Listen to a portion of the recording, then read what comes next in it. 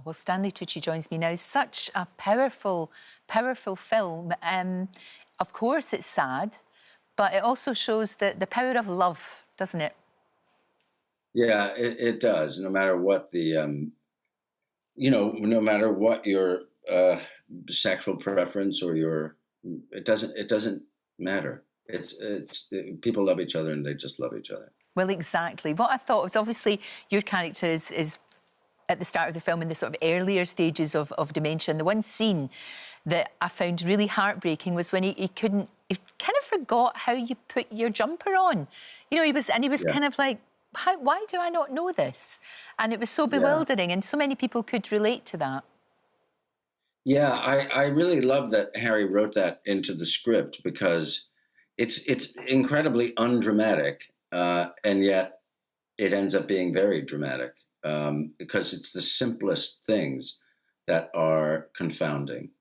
And there's no histrionics, there's no nothing. It's just, I just don't know how to do this anymore, and I don't know why I don't know how to do it. See, that's so much more powerful than something that would be a bit more...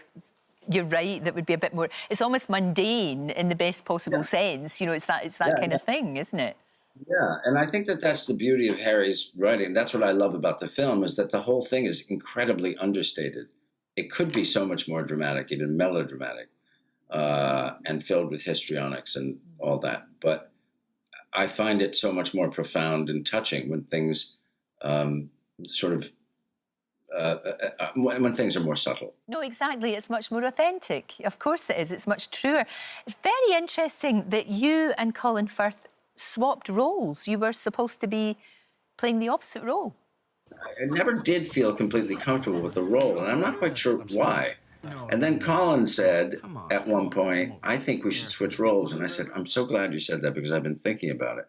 And we talked to Harry, and I saw Harry sort of blanch. And he thought, I could see him thinking, why me? Why did I have to end up with these two guys? But in the end, he said, all right, well, let's try it. So we read a few scenes, and then it was obvious from the moment we started reading it, flipped, that it was supposed to be that way, but I don't know why. Isn't that interesting? But I guess that could only happen because you and Colin have been friends for, must be about 2 decades, and you've got that trust with one another. That would have been quite a difficult conversation to have with another actor that you didn't know so well and you could be so open with. Well, you would never have that conversation. That would never happen. It just wouldn't. But you're right, it absolutely works so well. And as you said, they happen to be a gay couple that have been together for 20 years, but it's just about two people that love each other and how they're going to deal with this really, really tough situation. Yeah, exactly. It to me, it does show the beauty of the power of love. And what Harry also does with the film that I love is that it's very funny, too. He's not afraid of the humor. And it's not all dark humor. It's just natural humor that would come out of that situation.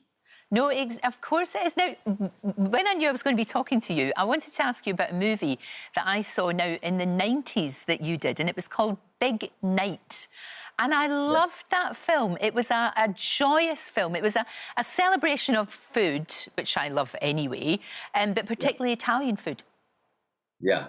Yeah, it's a movie that I co-wrote it with my cousin, Joe Tropiano, and co-directed it with Campbell Scott. And it was the first one that I'd ever, put together.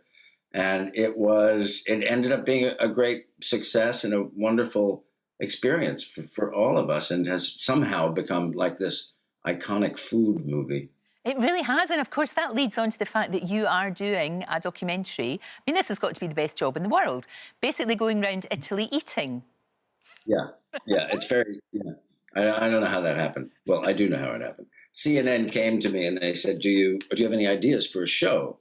And I gave them 3 ideas. This was one of them, which is going through Italy region by region and exploring the food and the reason for that food. Why is the food in Lombardy completely different than the food in Sicily? See, I think that's a wonderful idea. I think that's a fantastic idea, and you can slowly make your way around the world doing that, which is just amazing. We like that. Now, you've been sharing a lot of videos during lockdown, very educational videos. Thank you for that, because you've taught me how to mix a very, very good Negroni. That's the Christmas cocktail I'm making there. Yes. That my in-laws, my sister-in-law and brother-in-law, were the surprise guests that day. Well, I'll tell you what, there's, you know, learning new things in lockdown, it's important. And obviously mixing a mean Negroni is very important. Well, it helps get you through lockdown, let's face it. It sure does. I'm looking where you are. Is that your studio? Do you paint or? This is my painting and writing studio. I'm not in the house because, well, no, it's just safer here. Yeah. You can just, that's your wee sanctuary when you can be creative and all of that. Stanley, always a joy to talk to you. Thank you so much. I can't wait to see the documentary. But of course, before that, we can actually go to the movies. Hooray! We can go to the cinema and see Supernova on Friday. Fantastic. Thank you so much. Thank you so much. Nice to see you. And you. Don't forget, you can watch full episodes of Lorraine on the ITV Hub and all the best clips, compilations and playlists right here on our channel. Just subscribe now and you'll never miss an upload. Click here to watch another video similar to this one, or click here to head to our channel's homepage to explore all of our exciting videos.